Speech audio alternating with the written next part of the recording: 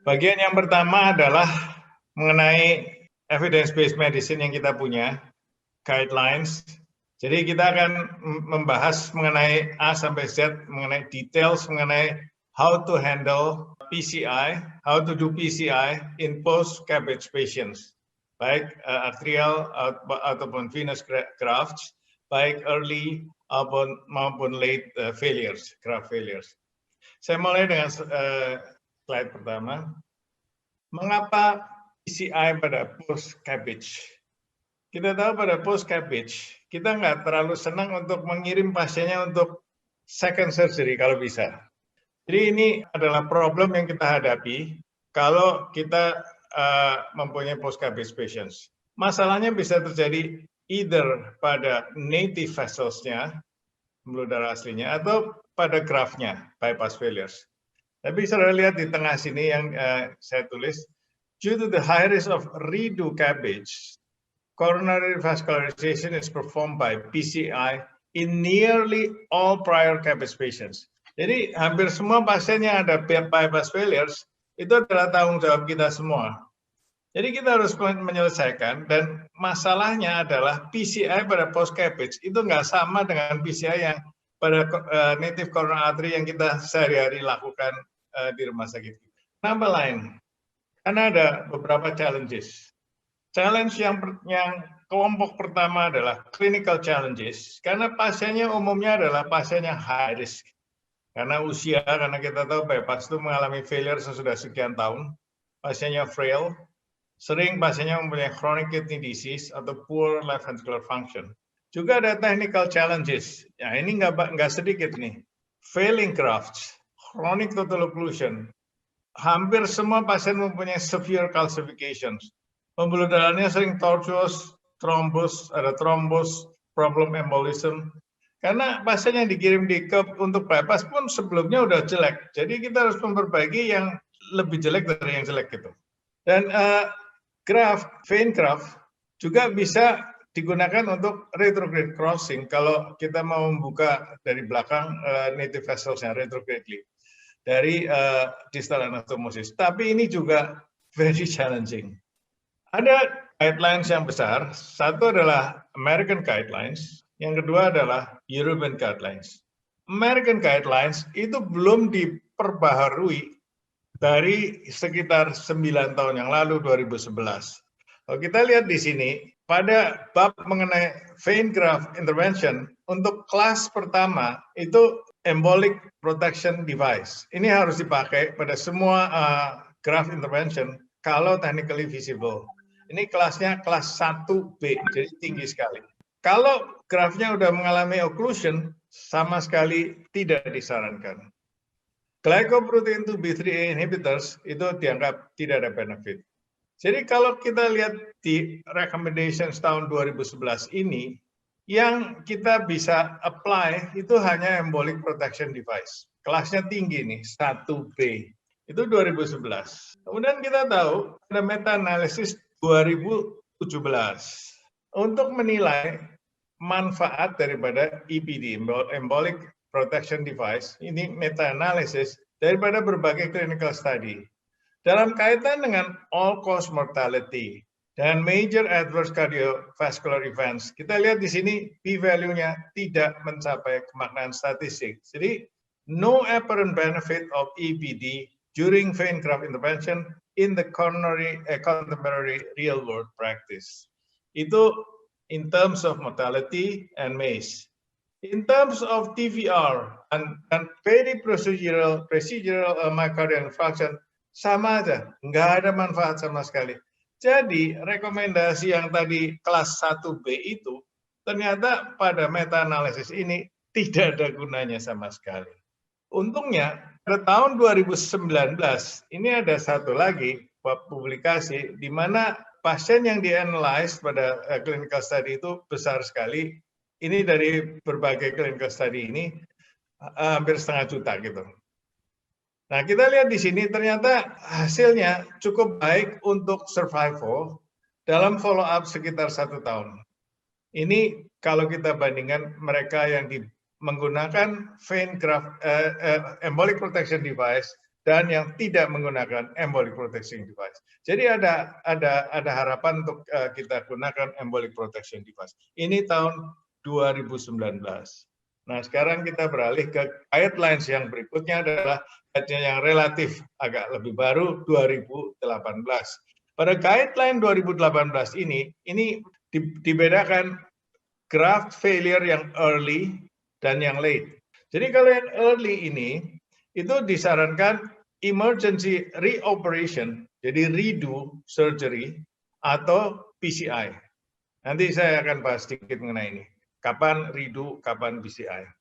Tapi di sini juga dibahas juga mengenai late graft failure. Jadi failure bisa early, bisa late. Umumnya yang kita hadapi di praktek kita sehari-hari adalah pasien dengan late graft failure. Pada late graft failure, yang disarankan adalah PCI, over cabbage, seperti tadi yang saya bahas pada slide saya yang pertama. Nah, ini yang berikutnya lagi, dalam kaitan dengan procedural aspects. Untuk PCI, nah, di sini masuk lagi nih, distal protection devices. Walaupun kelasnya turun, 2AB. Tapi disarankan memakai distal protection, embolic protection device. Dan disarankan di sini ditekankan, kerjakanlah pada native artery daripada pada vein graft-nya itu. Jadi native artery sebisanya.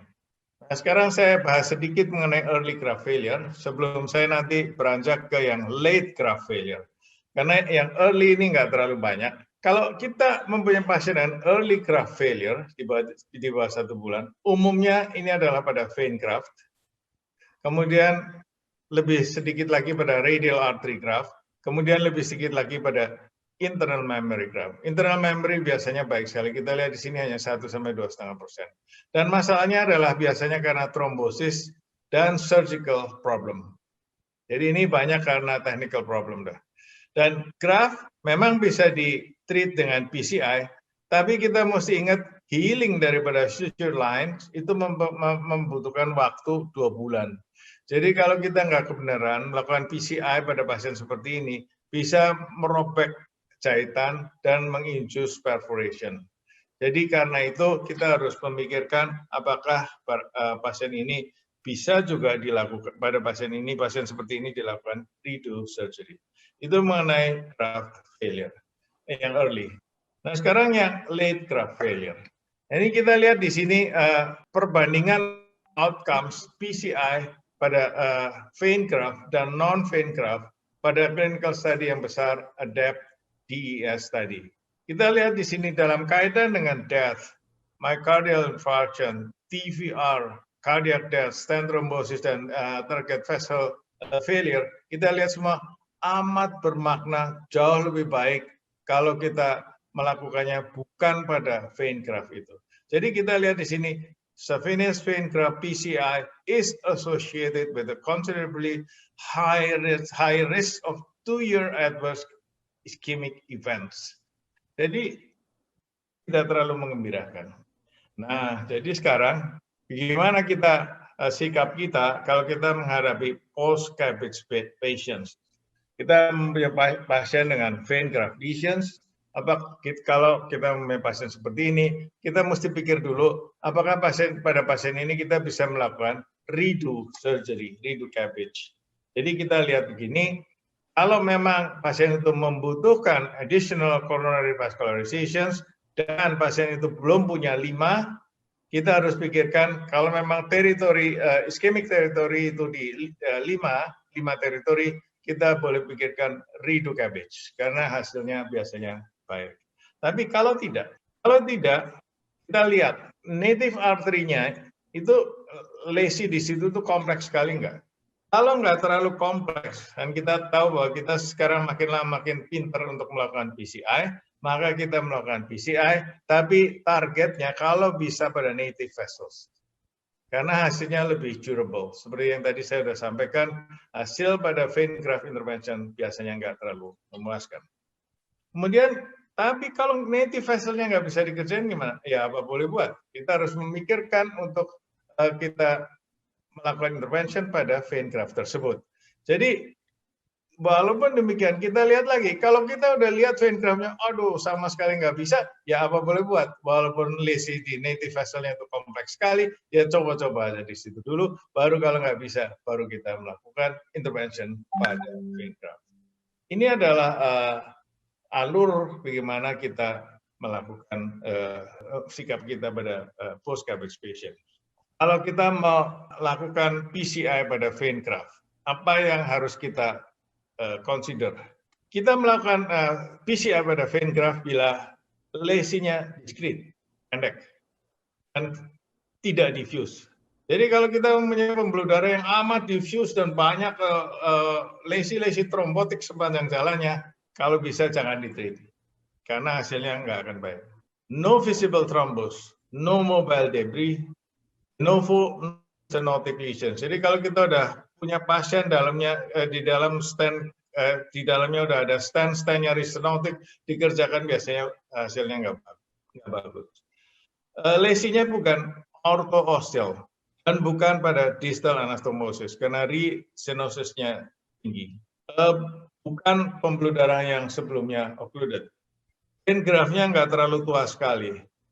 Bisa dipakai embolic protection device. Kita lihat, kita ngikutin European Guidelines 2018. Nah, ini penting sekali nih. Dan native vessel supplying the same territory is complex. Jadi sekali lagi filosofinya adalah kalau bisa kita treat native vesselsnya yang mendapatkan makanan dari vein graft tersebut. Tapi kita nggak bisa memperbaiki native vessel tersebut. Tapi kalau native vesselnya masih bisa diperbaiki, treat the native vessels.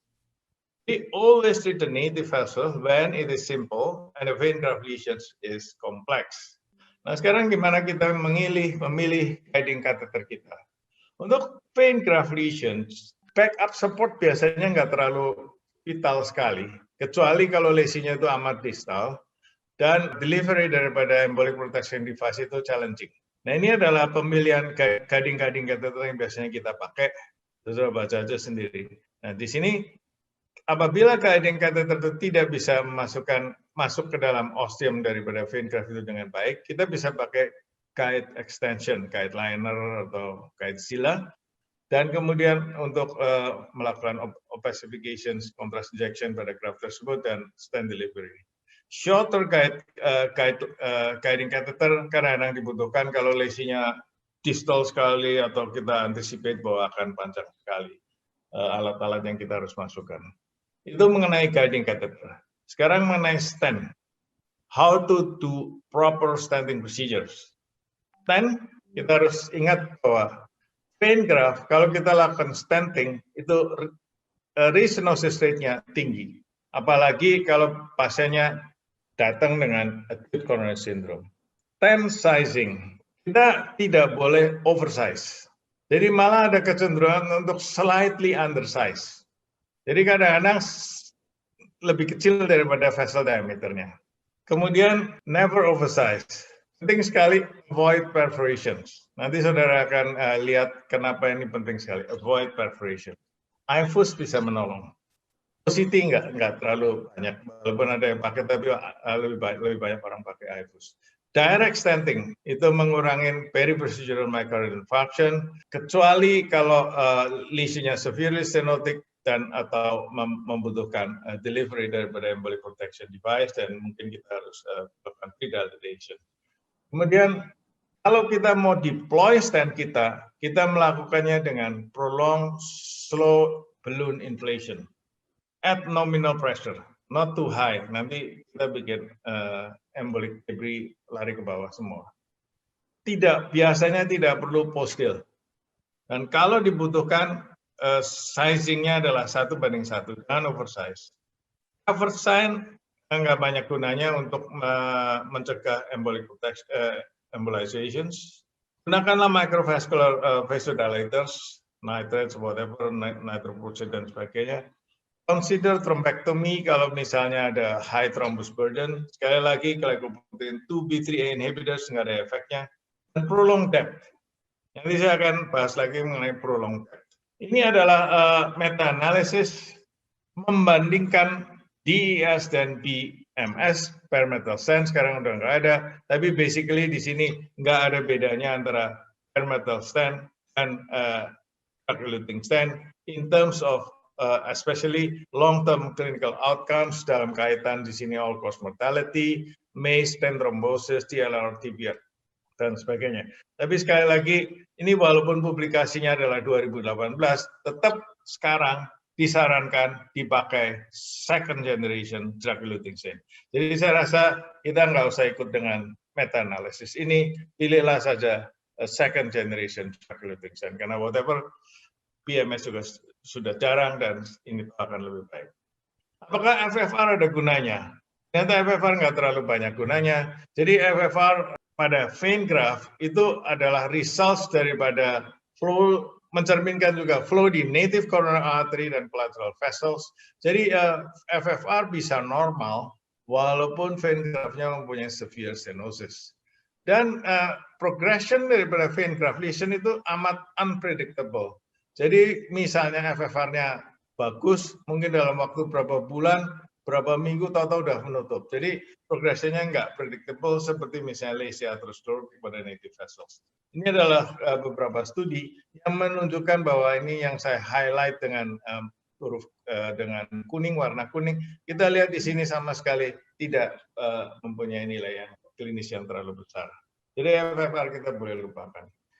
Terus sekarang PCI strategies pada post KBS tadi saya sudah sebut kalau bisa pada native vessel, tapi ini di sini kalau pada pembuluh darah graftnya sendiri, kebanyakan adalah pada vein graft, tapi kadang-kadang kita bisa juga melakukan pada arterial graft.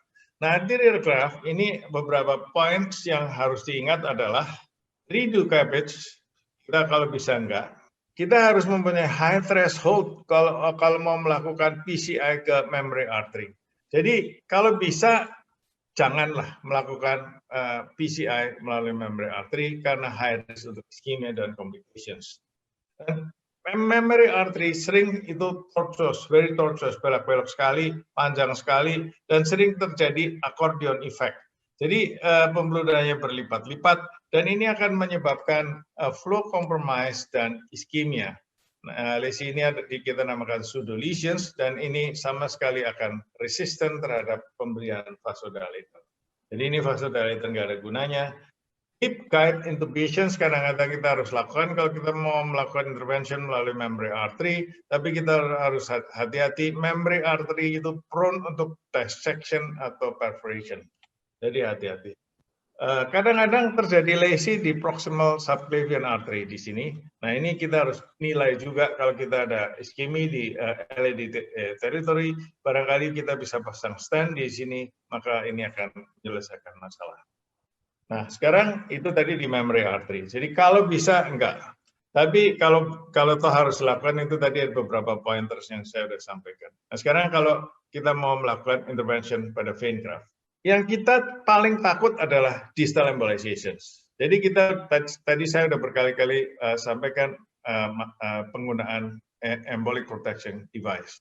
Tapi strategi yang lain adalah laser yang sekarang kita nggak terlalu banyak pakai ini kadang-kadang bikin perforations, direct stenting, penggunaan vasodilators, undersized stent dan balloon atau stent yang tidak oversize. Jadi strategi yang hanya yang terbukti dengan pada randomized clinical study hanya adalah embolic protection device.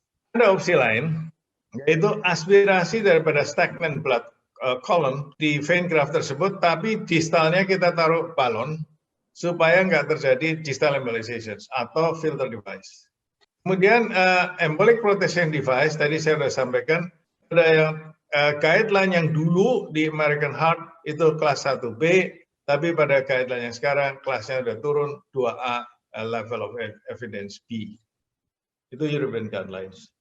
Ini glycoprotein to be 3 inhibitors tidak ada gunanya dan laser bisa induce perforation. Itu beberapa pointers untuk mencegah slow flow. Itu mencegah. Kalau treat gimana? Kalau terjadi no flow atau no reflow, kita harus yakin bahwa obat yang kita beri masuk ke distal vascular bed. Jadi gunakanlah aspiration atau microcatheter sedistal mungkin. Obat yang kita pakai adalah seperti ini dengan dosisnya. Dan kalau kita punya pasien dengan heavy thrombus burden, kita bisa melakukan mechanical thrombectomy atau aspiration thrombectomy, laser atherectomy, atau even bail-out intragraft fibrinolytics. Tapi ini hanya pada anecdotal cases yang dilaporkan, dan ini kasus yang nggak terlalu banyak. Laser saya sudah sampaikan hati-hati perforations, dan ini adalah yang lebih standar, aspiration dan mechanical thrombectomy. Kemudian antiplatelet medications. Ini adalah the DEP study yang menyelidiki penggunaan antiplatelet setelah PCI pada post-CABG patients. Dibandingkan penggunaan lama 12 bulan, dibandingkan dengan yang lebih lama lagi 30 bulan. Nah, saudara lihat di sini hasilnya. Patients who underwent vein graft PCI had better outcomes with 30 months versus 12-month DEP. Jadi lebih lama diberikan DEP, lebih baik. Jadi pada pasien vein graft intervention PCI, itu masalahnya adalah lain daripada PCI pada native vessels. Post-procedural antithrombotic therapy, ini kita lihat di sini, penggunaan Kaplan-Meier curve untuk death and myocardial infarction CABG duration. Kita lihat di sini kalau kita berikan lebih dari 2 tahun, itu hasilnya jelas lebih baik.